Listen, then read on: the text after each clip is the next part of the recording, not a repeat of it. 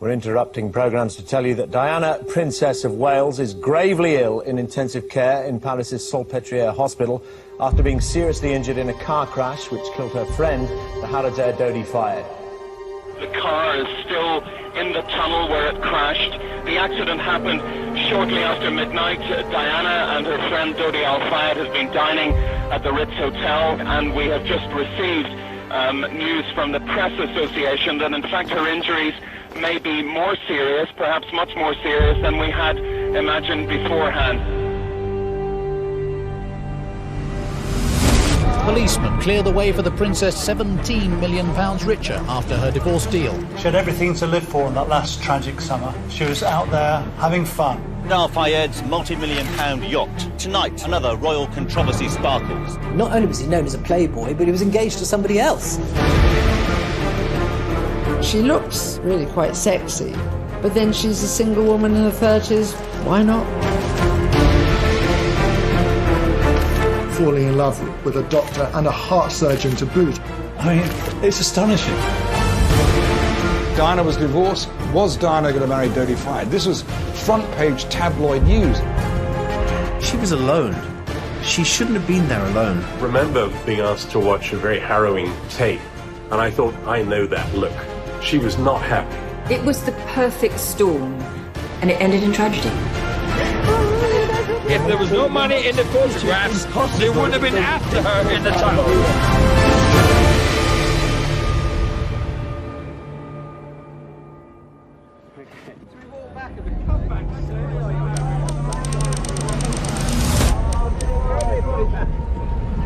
In your own time, gracefully. Right.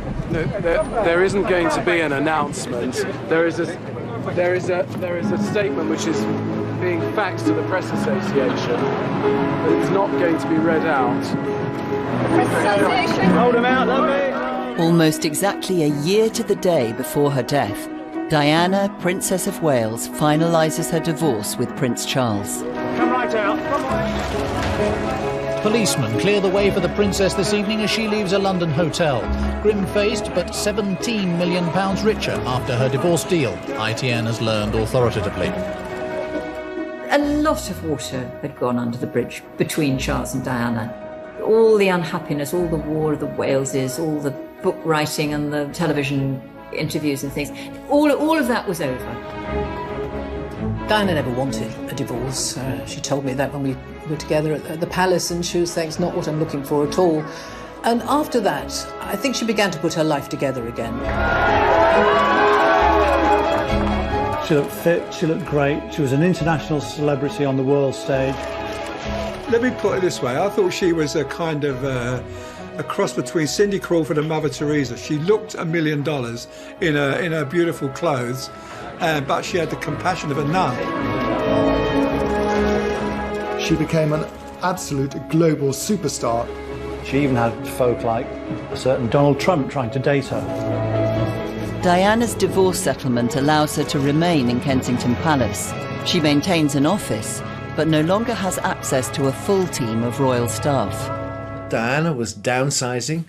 She was still living in apartments 8 and 9 at Kensington Palace, but now she had to pay for her own staff. Suddenly, people started to disappear. And in the end, there were very few people left. There was me, the chef, and a part-time dresser. And that was it. She jettisoned her bodyguards, which was not a good idea, actually, her protection officers. And she said, I went downstairs to get in the car the other day and there was no petrol in it. And I'd quite forgotten you got to fill your car up with petrol. So she was learning a new way of existing. I think any woman who finds herself divorced at that stage of her life, mid-30s, you know, you've got to learn to stand on your 2 feet. Diana firmly believed that something special would happen, that a role would be given to her, that she could continue in a new life and represent her country. That was important to her. Diana's search for a new role comes at a time when Britain is also seeking a new future. Labour Party, 20,000.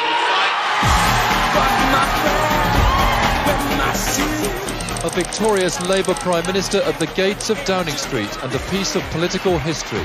This was simply unprecedented. New Labour, under Tony Blair, win the general election. Our big message was modernisation. The one thing that I think people thought about Princess Diana is that she was a very modern reflection of where she came from. And I think what she knew was that she had this ability to cut through. I think she was interested in a very kind of loose, informal way, her role as a kind of ambassador for Britain. And I remember at one point, I think I wrote this in my diary, that Tony couldn't decide whether to flirt or be a statesman. Now, always a crowd puller of exceptional power, she seeks some sort of ambassadorial role linked to charitable concerns. Diana may have a long-term game plan, but this doesn't stop her getting to work on causes closest to her heart.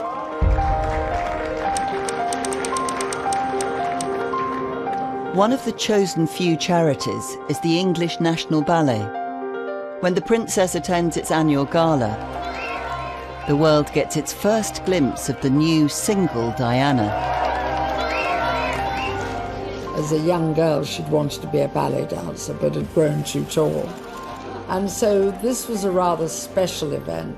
She turns up, she watches it. It's full of, well-known people in the ballet world. But she loved it because it was something she wanted to do. And she looks really quite sexy. But then she's a single woman in her 30s. Why not? She wanted to break away in part from her old life, find new challenges, and make a change, turn the page, if you like. But the new Diana is more than a philanthropic force. From ballet to battlefields. 9 days after the London Gala, she brings landmines to international attention. I am not a political figure, and as I said at the time, and I'd like to reiterate now, my interests are humanitarian. 5 days later, Diana takes this message across the world. She was lauded at ceremonies in New York. She went to the White House and met Hillary Clinton to discuss her landmines campaign. There are said, ladies and gentlemen, to be around 110 million landmines undetected in the world.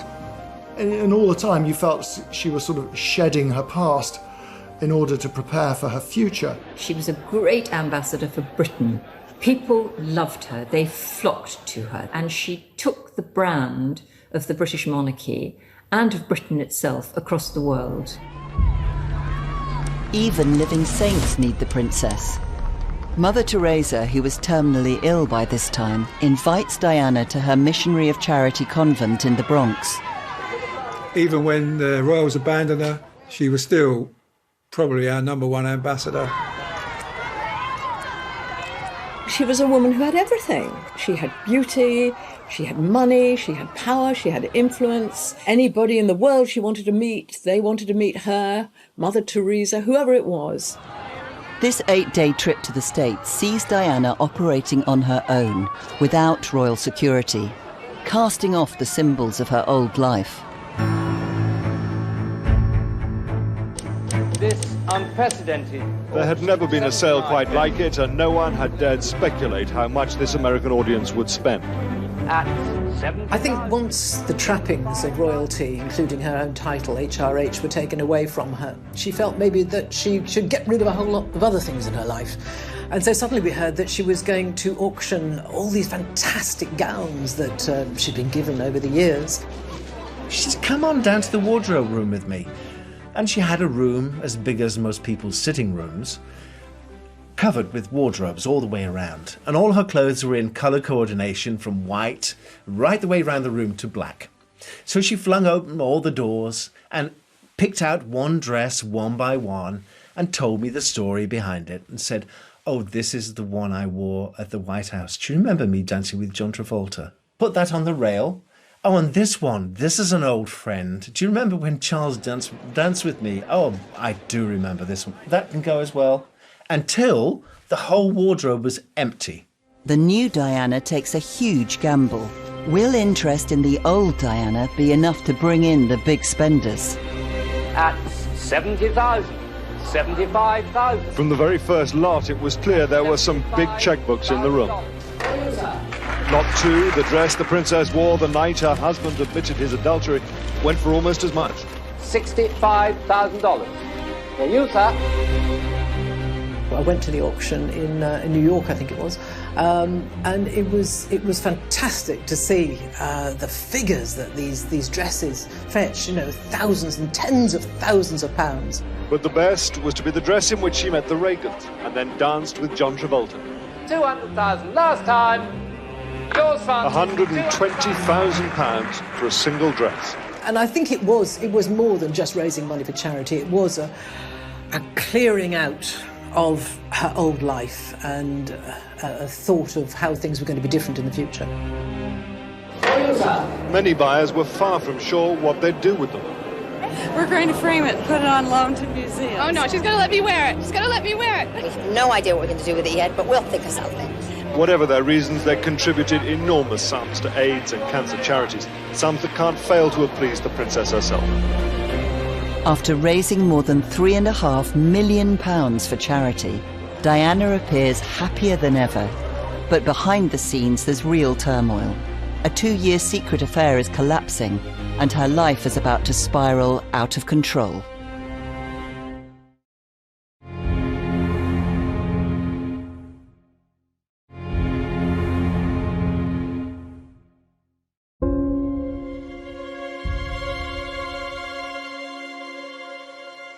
Diana celebrates her 36th birthday at the Tate Gallery in London. The gallery was opened in 1897 by the then Princess of Wales. Today's princess seemed very cheerful on this, her first birthday since her divorce. The guest list reflects not just the cream of London society, but also the greatest names in British cool and Hollywood glamour.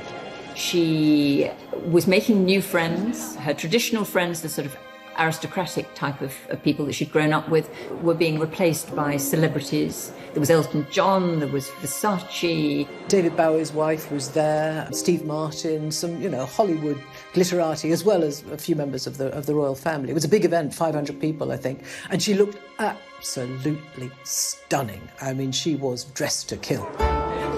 But for Diana, there is one guest in this star-studded reception who is conspicuous by his absence, an eminent heart surgeon called Hasnat Khan. There have been rumours for quite a long time that Diana was in love with a heart surgeon, but nobody knew quite who or whether it was true. In 1996, Diana developed an obsession for heart surgery. She received much criticism for allowing a film crew to follow her into the operating theatre. I remember her telling me once when I was at the Palace that she loved to go and watch heart surgery, open heart surgery at the Brompton Hospital. And recently I've had more opportunities to go into theatres and see for myself what wonderful work the doctors and nurses do. Well, you gather information much more from the visual contact rather than reading books, I find. So when I stand up and speak about the various subjects, whatever it is, I find it more beneficial if I've actually seen it. She said, the heart, it's so important, Jenny, isn't it? The heart, it means everything. But there were other matters of the heart at stake too. Diana was secretly dating one of the surgeons.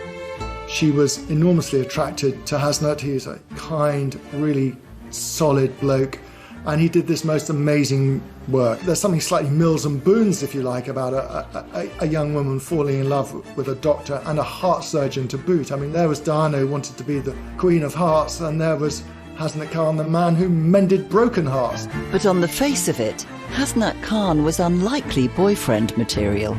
Here's Diana, working out, eating healthily, and there's heart surgeon Hasnat Khan, drinking Coke, eating burgers, overweight, not working out. I mean, it's astonishing. Only Diana's closest inner circle knew about the relationship. I would bring him into Kensington Palace in the boot of my car or underneath a blanket on the back seat of my car. The police never stopped me.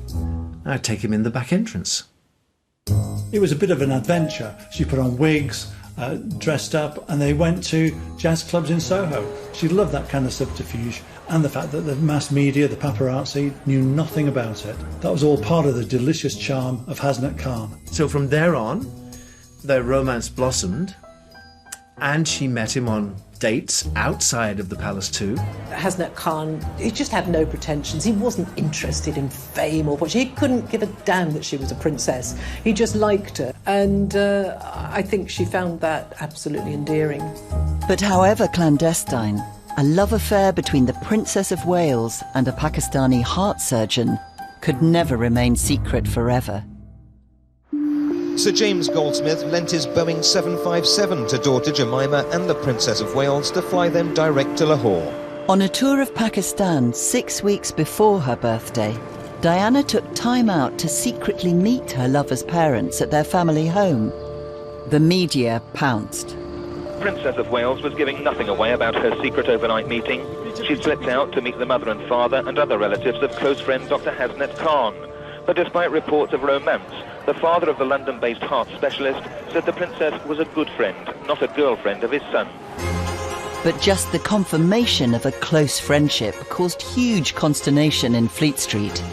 The idea that the Princess of Wales, as was going to marry a doctor from Pakistan and perhaps go and live with him in Pakistan. This was just not what we were expecting. She'd had long conversations with Jemima Khan, who had actually married Imran Khan, and I think Diana was wondering if it was something she could do. But the press attention had rocked the foundations of the 2-year-old romance.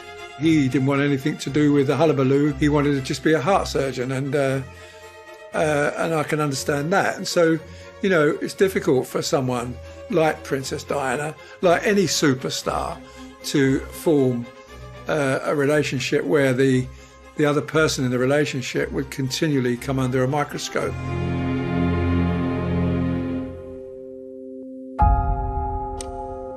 Reportedly a week after the celebrity birthday bash, Diana and Khan have a row at a secret Hyde Park meeting. She once again faces rejection by a love of her life.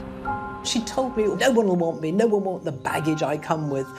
And in the end, she was right, because he felt he didn't want to live in that kind of goldfish bowl with that kind of limelight. His world was so utterly different from Diana's, and it was very hard to see how he could be her plus one and she could be the wife of a hospital doctor. With her relationship on the rocks, Diana's summer is about to spiral out of control. Just 2 days later, she finds herself tackling another major dilemma in her personal life. Diana's big problem after the separation from Prince Charles was what to do with the boys during the summer. Where to take them, what to do. Since the princess gave up her royal protection officers, options are limited. She needs a location that provides both privacy and security. Help comes from an unexpected quarter. Mohammed Al Fayed was a fixture for the royal family. His store, Harrods, was patronised by members of the royal family in their circle. He was very friendly with the royal family at that time and even used to sponsor their events. Mohammed Al Fayed said, look, you love the south of France, you'll love the heat, you'll be on a boat, you'll be well away from everybody. And she thought, why not? So when Diana asked the Queen if she could take William and Harry down to the south of France, then it was just simply waved through. Diana and her boys take the Harrods private jet to Al Fayed's villa in Saint-Tropez.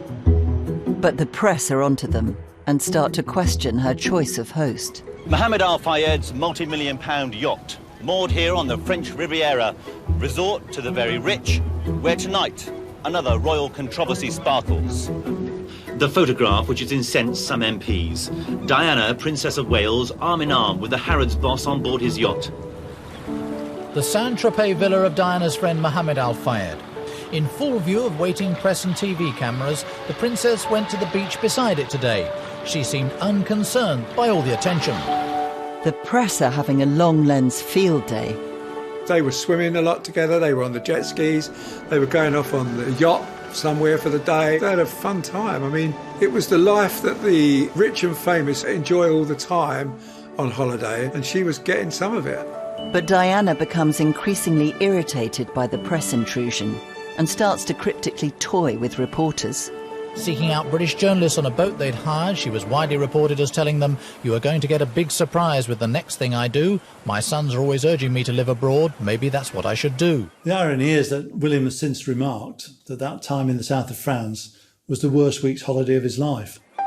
With the holiday threatening to sour, Al Fayed, keen to keep the good times rolling, makes a call to his eldest son, Dodi. Dodi's down the coast with his fiancée. She's a model, they plan to marry, and he leaves her languishing on his yacht, goes off to his dad's yacht, starts making cow eyes at Diana. He was known as a playboy. Not only was he known as a playboy, but he was engaged to somebody else at that time. So you thought, what on earth is going on here? When Dodi jumps ship, he leaves his supermodel girlfriend, Kelly Fisher, high and dry. She believes they're engaged, and a month later files a lawsuit for breach of contract. Miss Fisher loved, trusted, and believed in Mr. Fayed. In return, he took her love, and he gave every indication that they were going to get married, and that he would fulfill all of his promises to her. Paparazzi images of Diana with Dodi are now appearing all over the world. Back in London, Paul Burrell is holding the fort and facing the music for Diana's increasingly tangled love life. Every time the princess rang me, she'd ask about Hasnet. Have you seen him? Have you been to his pub? What did he say? Has he seen the pictures in the papers? What did he think? Is he jealous? Hasnet was furious that Diana could turn to someone like Dodi Al-Fayed, the son of a multimillionaire and a playboy. That wasn't Diana. He knew that wasn't his Diana. In the middle of all this furore, Diana receives devastating news from across the Atlantic. Graphic reports covering the murder of one of her closest friends start coming in. Gianni Versace enjoyed worldwide fame and extraordinary wealth, but this morning it wasn't enough to stop him suffering a brutal and squalid death on his own doorstep. He was in the process of opening the gate when he was approached by a white male, perhaps 25 years old. We're told that apparently shot him at point-blank range. This is the spot where Gianni Versace was gunned down in cold blood yesterday morning. The flowers here are covering up blood stains on the steps. It couldn't be a greater contrast between this glamorous location in Miami and this cold-blooded act of murder. 5 days after the death of the international fashion designer, a devastated Diana returns William and Harry to the UK. The boys travel up to Balmoral to spend a month with their father. For photographers, it was a welcome relief. Many of them would have spent the summer crawling through the heather to get their picture. This year the picture came to them. The next day, Diana flies from London to Milan for Versace's memorial service.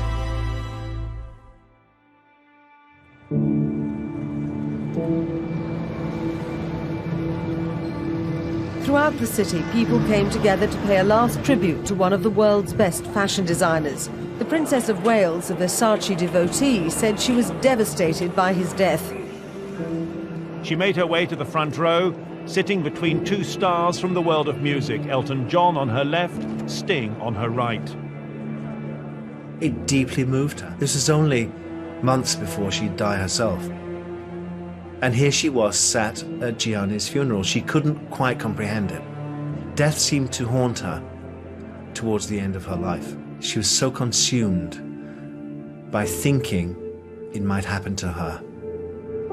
The next time many of Diana's celebrity friends will be together would be at her own funeral.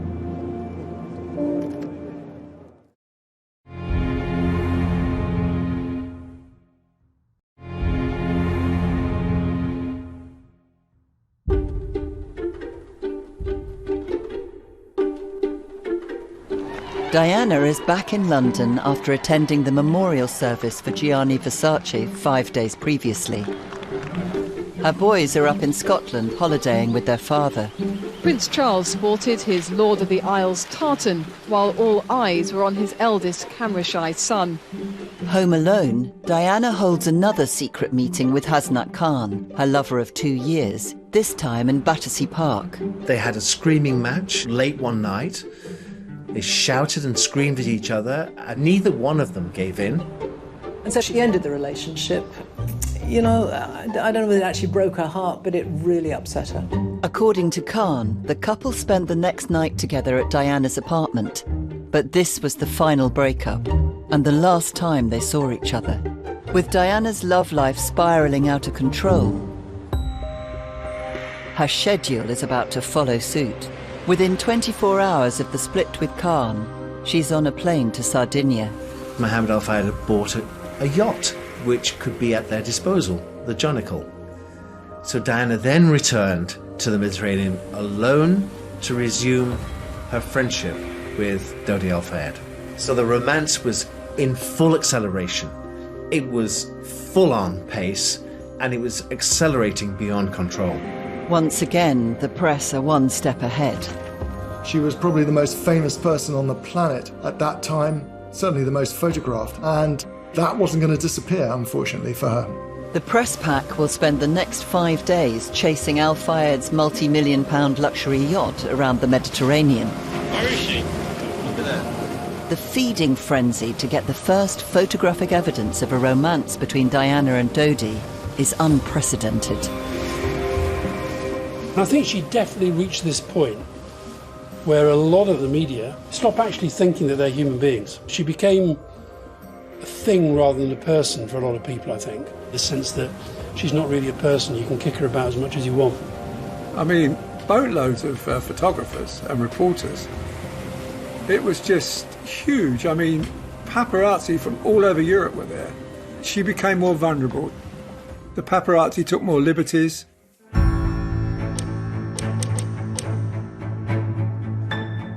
It takes less than a day for the paparazzi to start striking tabloid gold. Today, though, more pictures appeared of her on holiday with the millionaire Dodi Fayed. 3 British newspapers have paid £500,000 for them. Diana and Dodi are captured in a compromising clinch that becomes the iconic image of their summer romance. They have the full run of the boat, as Mohammed Al-Fayed has returned to London. Dodi Al-Fayed himself hasn't been seen today, but his father was watching Fulham, his latest acquisition, in action. He seemed relaxed about the pictures. It's all right. He's in movie business, you know, that's all right. Doesn't bother him.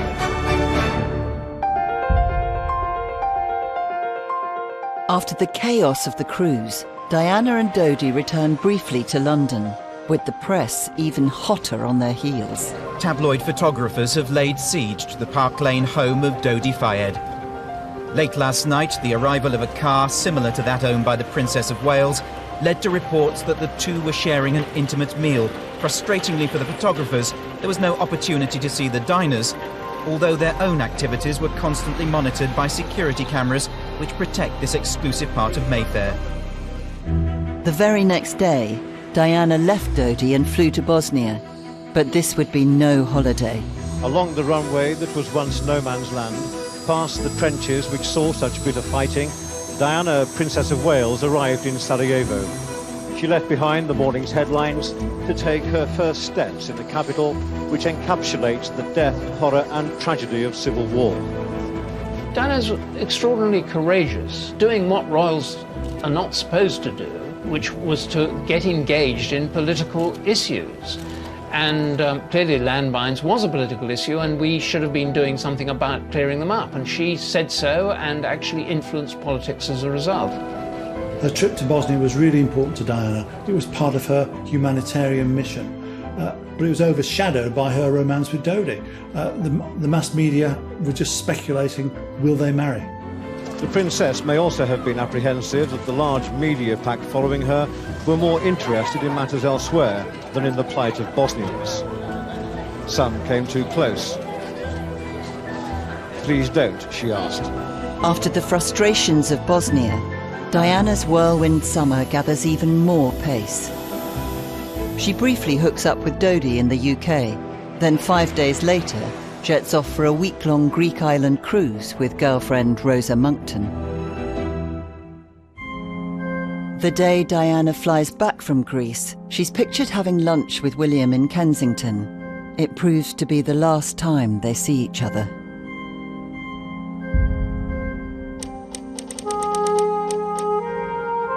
That afternoon, she flies with Dodi for a third and final trip to the south of France. The Jonicle once again tours the Mediterranean, with the paparazzi chasing her from port to port. She ends up back in Sardinia. Dodi and Diana had spent a few very happy days on board the yacht, had a lot of fun together, but it was time to go home. I think they had actually extended their trip by a few days. The princess rang me from the boat originally and said, "We've gone to be a day late. I should be coming home tomorrow, But Dodi has to go to Paris to do work for his father. I have to go to Paris with him because there's no other way I can get home. I'm on the Harrods jet. So bear with me, delay everything one day, ring Balmoral, tell the boys that the mummy will be with them 24 hours later than she expected, but to be there.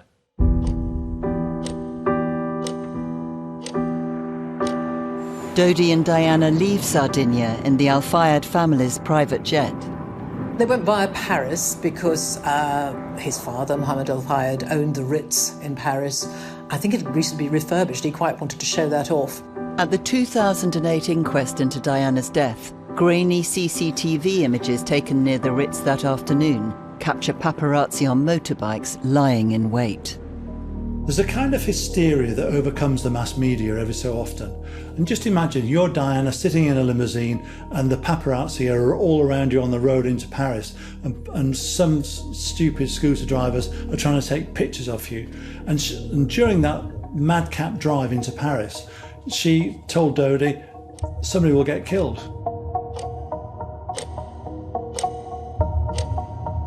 After a whistle-stop tour around the sights of Paris, Diana and Dodi arrive at the Ritz.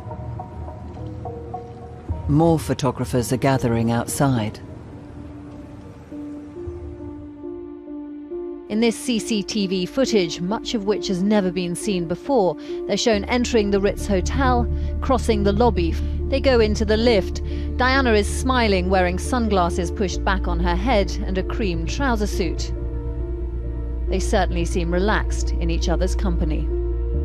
Diana spends the afternoon and early evening largely holed up in the Imperial Suite. At 9:30, an attempt to go out to dinner is aborted when they're mobbed by paparazzi. Dodi loses his temper. When they return, their car is surrounded by photographers, and the couple have to be protected by their bodyguards as they re-enter the Ritz.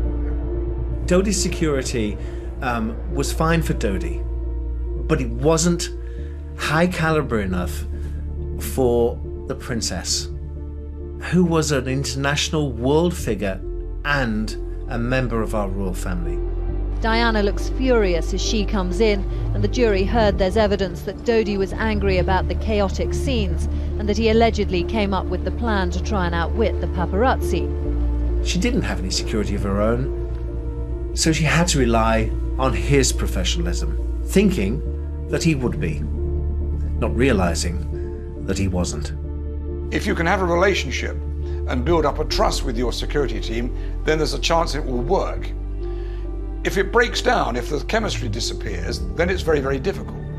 It probably wasn't the best, and they were unable to give her the privacy that she actually looked for. The roll of the dice in the last few hours of the princess's life was just so unfortunate. Everything worked against her. Nothing was in her favor. She was in the wrong place at the wrong time with the wrong man.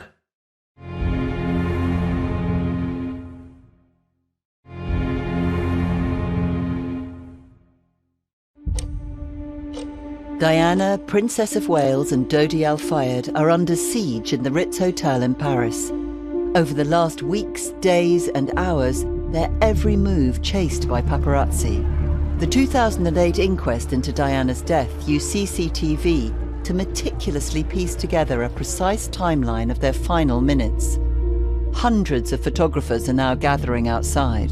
Diana is totally reliant upon Dodi and his security team. So he phones his father and says, should we stay at the Ritz or go back to the apartment? And his father made that fateful decision, go back to the apartment. I don't quite understand why, once they were cornered, why they didn't just stay there. Mohammed Al Fayed, Dodi's father, decided that he should send a decoy car away from the front door to draw the press away, and sent Dodi and Diana out of the back door of the Ritz. But suspecting the ruse, some of the press head to the rear exit of the hotel. And what needed here, there needed to be some dialogue with the media to find out what they wanted, to make arrangements with the police to organise and police the press professionally and efficiently, and not allow them to patrol the hotel at that time.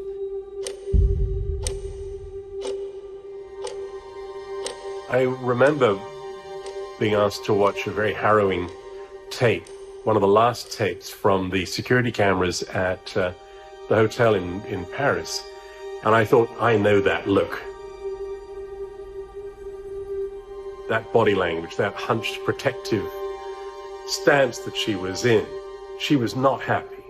And remembering what a professional, painstaking princess she had been, the way in which, if I made a single mistake, she would notice it. She was very, very aware of how things should be run.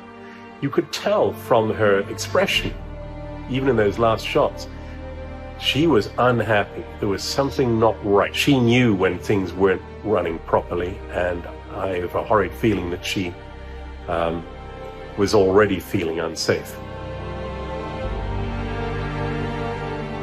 It was kind of like a pell-mell evening with no rhyme or reason. Dodi is out of control in terms of he doesn't know what to do, and that leads to them slipping out the back door of the Ritz and then getting into a high-powered Mercedes.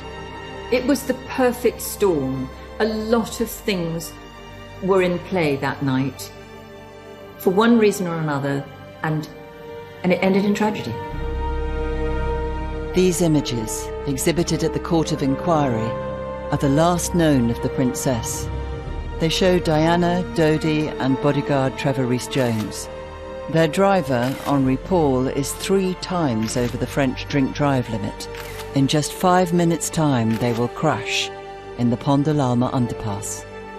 Yes, I was just stunned that something so, it seemed so commonplace, if you like.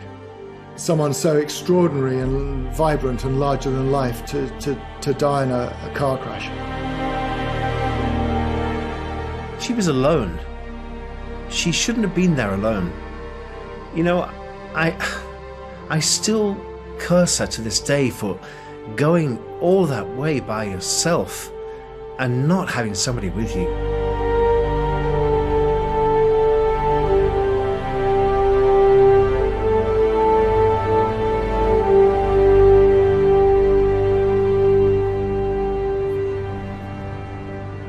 The Mercedes saloon they were travelling in was no more than crumpled metal. It had careered from one side of the underpass to the other. The driver and Dodi Al-Fayed died at once. The security man and Diana initially both survived, though ambulancemen spent 2 hours with her at the scene. At about 10 to 1, the news desk rang me in London and said Diana's been involved in some kind of accident. We think she's all right, but a man who was with her might be dead. And obviously I had to get myself to London straight away. And all the way up there I was listening to the news, I was listening to the radio output, and it came via, well, obviously the tone changed. I know what happens with a royal death. I know the procedure. For the very latest, monitoring all the incoming wires into ITN, Tim Wilcox is in our newsroom. Let's go to him now. Well, yes, Dermot, the Press Association announced with a news flash at 4:41, that's just a few minutes ago, that Diana, Princess of Wales, has died, according to British sources. The Press Association learned this morning.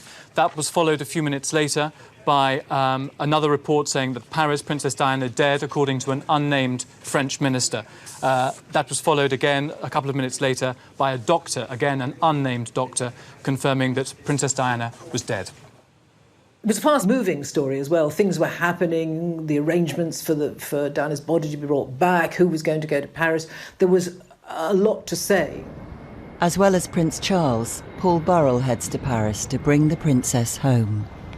I got to Paris on the first plane the next morning, around about 6 o'clock in the morning. And I was met by the British ambassador, who took me to the hospital. And that was a whole different scene. There were so many people. I didn't know where they all belonged, where they all came from. There were people in gowns, there were policemen, there were people in shadows. And I was I was just away with it. Barely 3 hours ago, Prince Charles arrived in a cortege at the Pitié-Salpêtrière Hospital in central Paris in the British ambassador's car. He was greeted by President Chirac, flanked by the Presidential Guard, a rare French tribute. A sad Madame Chirac kissed on the hand by the Prince. Prince Charles makes the decision to see Diana's body. And when he came out, he was white. He was white. He was literally shaken. I'd never seen him like that before.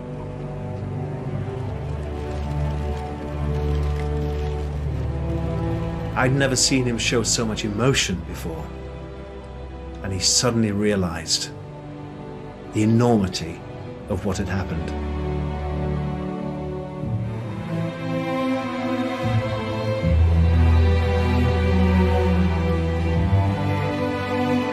Within the past few minutes, the aircraft carrying the body of Diana, Princess of Wales, has arrived at RAF Northolt in West London. She was the people's princess, and that's how she will stay, how she will remain. You know, in one of those conversations with Tony through the night, he said this thing which has stuck with me ever since. He said, "This is going to produce grief on a scale we've never seen." And I thought, is that right? I got picked up by a car, and it was a woman driver who was crying. And I think this was the moment that I thought, oh, this is maybe going to be much, much bigger than anybody can imagine. So we got into the cars and we drove into London, and then we were greeted by the most incredible sight of people on footbridges, throwing flowers on the ground, and cars stopping and the doors opening and people just getting out on the motorway as the cortege just led its way into London. There was a long queue of people waiting to sign the book of condolence, and then I got out of the car and went up to a man. I remember he had a beard and he was middle-aged, and he just looked at me and burst into tears. And I thought, my gosh, this feeling is real. And that was the beginning of the most extraordinary week for me and for the whole country, really. Behind a coffin shrouded in the royal standard and adorned by a spray of her favourite white lilies, drove her two sons, Princes William and Harry, bringing their mother back home. Diana's summer ends in tragedy. A nation unites in grief, but is left searching for answers. If there was no money in the photographs, they wouldn't have been after her in the tunnel. Forced to say goodbye to the people's princess. It is a point to remember that of all the ironies about Diana, perhaps the greatest was this. A girl given the name of the ancient goddess of hunting was, in the end, the most hunted person of the modern age.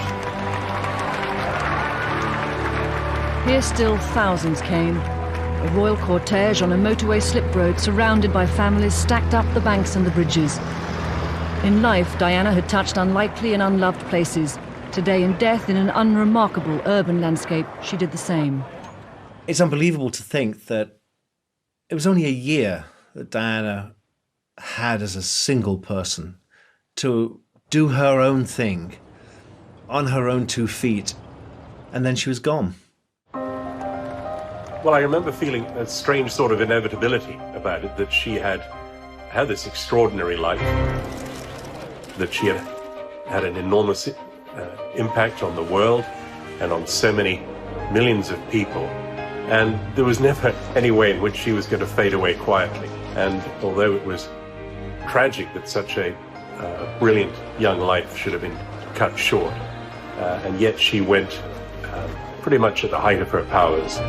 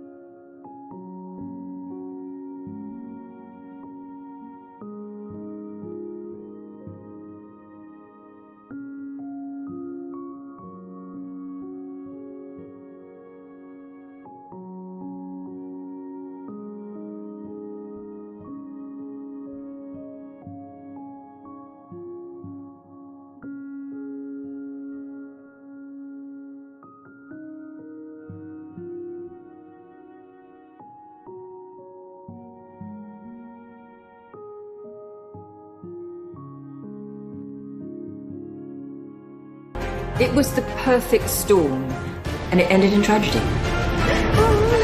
If there was no money in the photographs, they wouldn't have been after her in the tunnel.